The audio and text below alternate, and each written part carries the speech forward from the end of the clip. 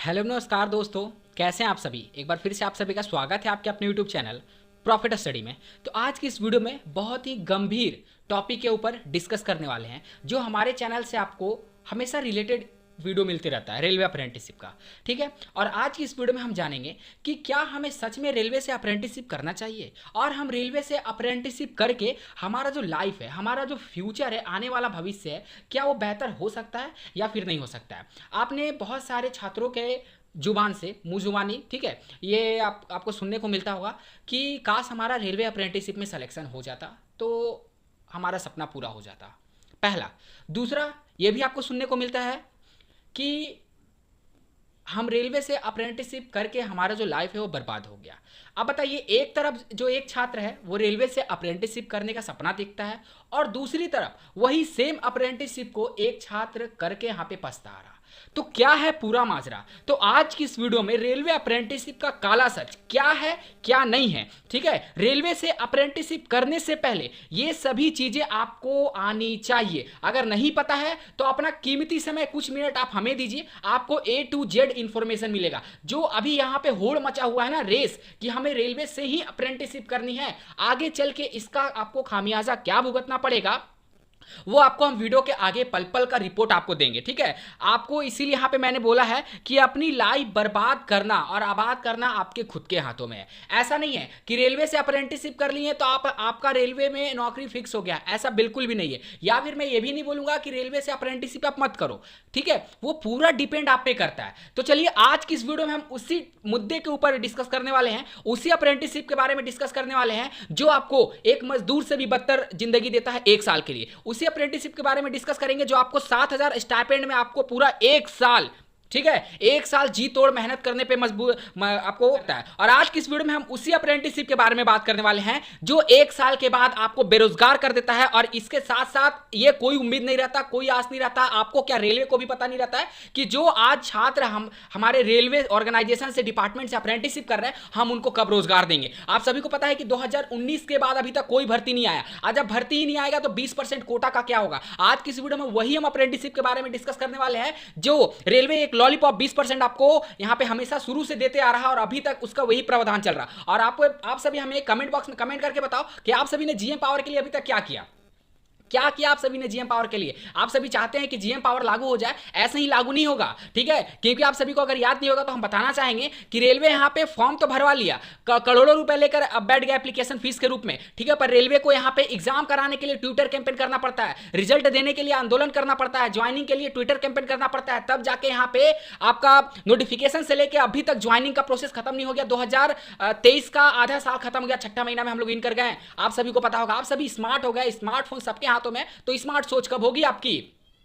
और आज की इस वीडियो में हम उसी अप्रेंटिसशिप के बारे में डिस्कस करने वाले हैं जो अगर आप अप्रेंटिसशिप करते हो तो आपको उसके बाद प्राइवेट ऑर्गेनाइजेशन, प्राइवेट कंपनियां भी नहीं रखती है। बहुत सारे छात्रों के साथ ऐसा बीत चुका हूं, ऐसा नहीं कि मैं खुद से अपनी मुंह जुबानी बोल रहा हूं, जी नहीं। बहुत सारे छात्रों जो रेलवे से अप्रेंटिसशिप किए हैं ना, उनसे जाके आप डिस्कस करो। वो जब प्राइवेट कंपनियां में अपना रेज्यूमे देते हैं, अपना सीवी देते हैं, तो वहां सीधे उन्हें रिजेक्ट कर दिया जाता है। सवाल एक ही रहता है कि आपने रेलवे से अप्रेंटिसशिप किया है ना, तो जाइए रेलवे से ही जॉब मांगिए, हमारे पास आपके लायक कोई भी यहां पे जॉब देखने को नहीं मिलेगा। ठीक है, तो ये सब सारा चीज, ठीक है। और बात करें 2019 से लेकर अभी तक 2023 तक कितने रेलवे अप्रेंटिसशिप को जॉब मिला, आप बताओ, कमेंट बॉक्स में लिख के बताओ हमें कि आप 2019 से लेकर अभी तक कितने अप्रेंटिसशिप साथी को जॉब मिला।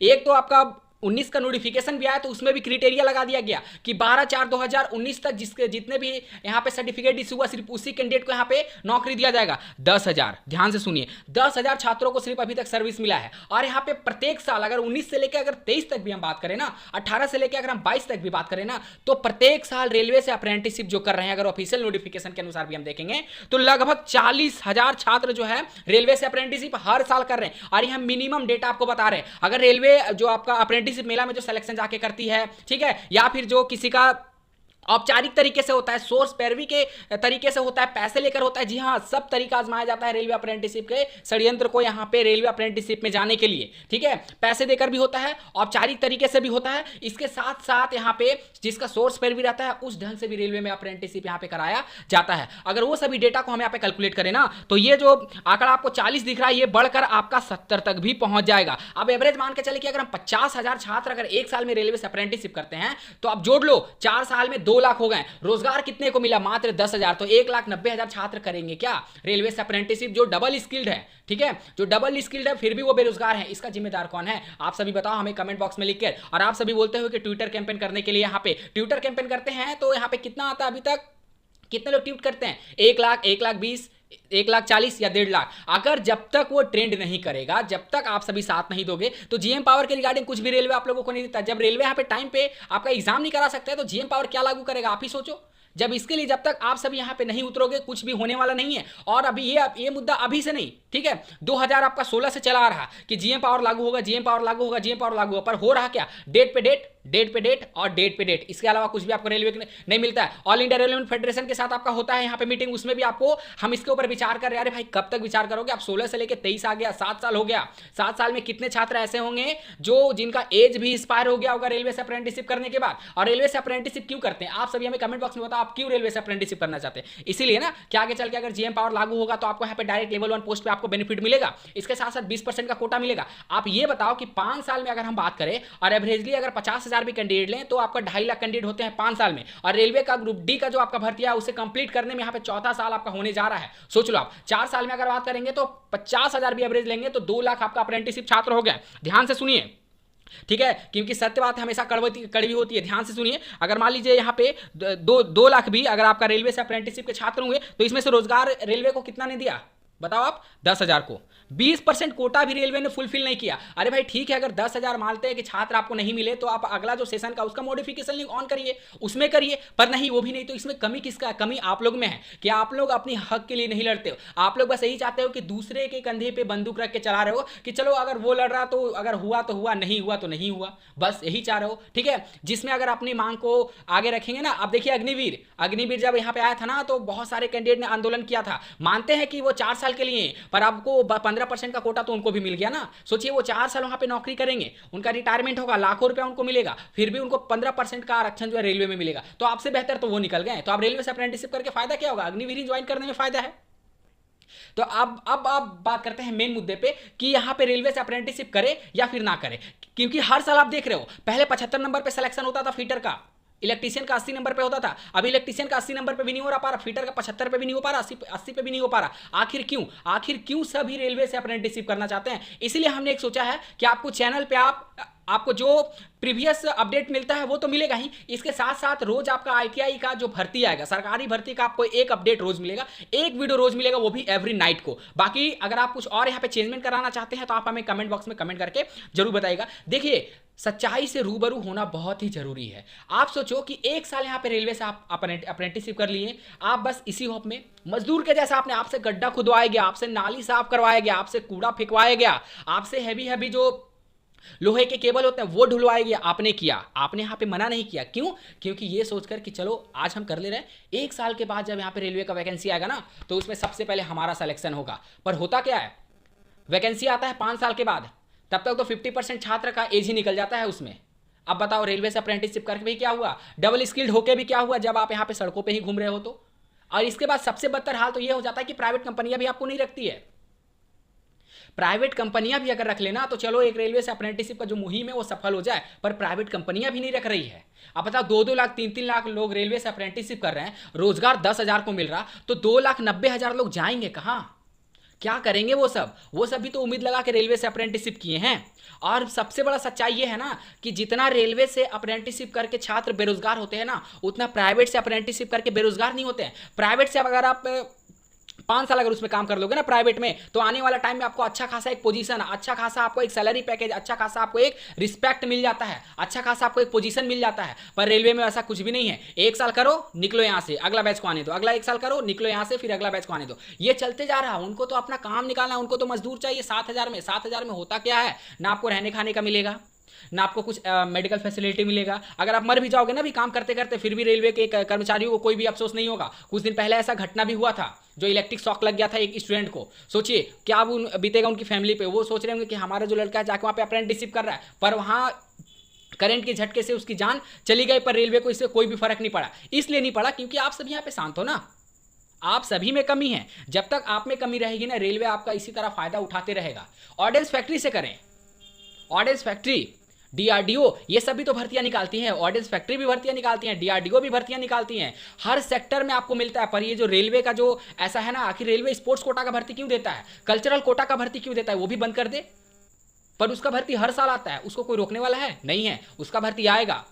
कल्चरल कोटा का आएगा, स्पोर्ट्स कोटा का आएगा, पर रेलवे अप्रेंटिसशिप का नहीं आएगा। जिसमें सबसे ज्यादा जो रेलवे का मोर्चा संभालते हैं ना, जो हैवी काम करते हैं, हैवी टेंडन का काम करते हैं, हैवी जिससे वर्क लोड कराया जाता है, प्रेशर के साथ काम कराया जाता है कि नहीं तुमको काम करना पड़ेगा, उसी को यहां पे बेरोजगार कर दिया जाता है।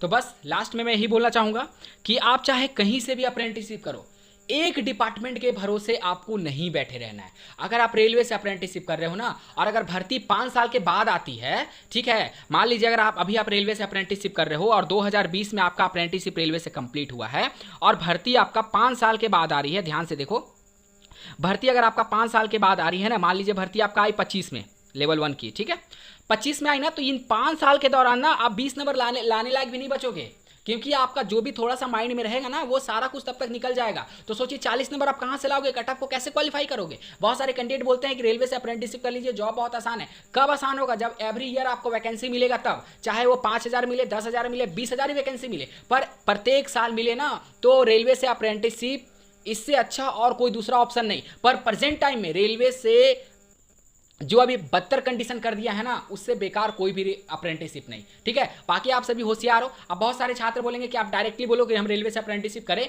या फिर ना करें, जरूर करिए, पर ये मत सोचिए कि हमको 40 नंबर पे ही मेरा सिलेक्शन होगा। कंपटीशन को फेस करने का भी अपने अंदर क्षमता रखिए, और जो पढ़ाई का एक जो लय होता है ना, कंटिन्यूटी, उससे भी आपको बनाकर चलना है। ऐसा नहीं कि रेलवे से अप्रेंटिसशिप कर लिए, वैकेंसी आया 5 साल के बाद, 6 साल के बाद, तो पता चलेगा उस समय आप 40 नंबर लाने लायक भी नहीं रहोगे, क्योंकि जो एक पढ़ाई का मोटिव होता है ना माइंड से, वो निकल जाता है। और जब वो हट जाता है ना एक बार, तो फिर आप कितना भी कोशिश कर लो, वो दोबारा लय आपके अंदर नहीं आ पाएगा। और जब आप उतना नंबर ही नहीं ला पाओगे, तो फिर आप अप्रेंटिसशिप करके फायदा क्या। उससे अच्छा जो आप 1 साल अप्रेंटिसशिप करोगे, 1 साल मेहनत करो, एसएससी, जेई, रेलवे, डीआरडीओ और आपके आईटीआई से रिलेटेड आपके डिफरेंट क्षेत्र में लाखों भर्तियां आती है, उसमें भर के भी आप अच्छा खासा यहाँ पे एक पोस्ट पा सकते हो, अच्छी खासी सैलरी उसमें भी मिलती है। पर यहाँ जो लोगों के मन में जो मानसिकता बैठ गया है ना कि अप्रेंटिसशिप करने के बाद हमारी जिंदगी एकदम स्वर्ग हो जाती है, वो आप धीरे धीरे करके आप अपने माइंड से हटा लो। पहले वाली अब बात नहीं रही कि 2014-15 में रेलवे से अप्रेंटिसशिप कर लिए, जीएम पावर के तहत आपको डायरेक्ट यहाँ पे लेवल 1 पोस्ट पे दे दिया गया। पर हाँ, अभी भी हम अपनी मांगों को लेकर लड़ेंगे, और all India railway man federation already पहले से लड़ रहा, आपका जो अप्रेंटिसशिप का एसोसिएशन वो ऑलरेडी पहले से आपसे लड़ रहा, बस आपका सपोर्ट बाकी है। जिस दिन आप सभी एकजुट हो जाओगे ना, उस दिन एक दिन के अंदर अंदर तक फैसला लागू हो जाएगा। अभी 20 तारीख को भी मीटिंग हुआ था, ऑल इंडिया रेलवे फेडरेशन और रेलवे बोर्ड का मीटिंग हुआ, उसमें भी बस यही निर्णय लिया गया, उसमें अप्रेंटिसशिप की बातों को रखा गया, बस मतलब हल्की फुल्की बातें हुई, क्या हुआ डिसीजन कुछ नहीं। 14 दिन का समय लिया गया था, पर अभी तक 14 दिन आपका कंप्लीट होने वाला है, अभी तक कोई भी डिसीजन रेलवे की तरफ से देखने को नहीं मिला, और मिलेगा भी नहीं जब तक शांतिपूर्ण तरीके से आप सोचोगे ना। यहाँ पे फेडरेशन सोचेगा कि शांतिपूर्ण तरीके से अगर हम कुछ रेलवे से निकलवा ले, वो होने वाला नहीं है। यहाँ पे एडमिट कार्ड जारी नहीं होता है, एग्जाम नहीं होता है बिना आंदोलन के, तो इतना बड़ा जीएम पावर रेलवे आपको कैसे दे देगा बिना आंदोलन के, ये सोचना भी गलतफहमी है। बाकी जो भी अपडेट आएगा कंटिन्यू प्रोवाइड करेंगे। कल से आपको चैनल पे आईटीआई का जो परमानेंट भर्ती आएगा उसका एक वीडियो जरूर मिलेगा, और सभी छात्र से रिक्वेस्ट करेंगे कि वीडियो को शेयर करो, ठीक है, वीडियो को शेयर करिए, सभी छात्रों तक वीडियो को पहुंचाइए, ताकि उनके मन में जो मानसिकता है, देखिए रेलवे से अप्रेंटिसशिप करना कोई बुरी बात नहीं है, ठीक है, रेलवे से अप्रेंटिसशिप करिए, पर जो अपना स्टडी होता है, पढ़ाई होता है, उसे भी कंटिन्यू करके रखिए, ठीक है। और यहाँ पे हम अपने हक की लड़ाई के लिए हमेशा लड़ रहे हैं, और आपको उम्मीद है कि एलपी में भी आपको जरूर से जरूर 20% का कोटा मिलेगा। इसके लिए सभी अपना साथ बढ़ाएं, और फिर से हम इस मंथ में ट्विटर कैंपेन करेंगे, देखते हैं कि कितने आप लोगों के अंदर जुनून है और कितना यहाँ पे आप लोग अपना जोश दिखाते हो वीडियो को शेयर करने में। और फटाफट जितने कैंडिडेट देख रहे सभी का लाइक और यहाँ पे कमेंट होना चाहिए, और इसके ऊपर आपकी क्या विचार है, आप रेलवे अप्रेंटिसशिप के बारे में क्या सोचते हो, आप हमें कमेंट बॉक्स में कमेंट करके बताओ। तब तक के लिए जय हिंद, जय भारत।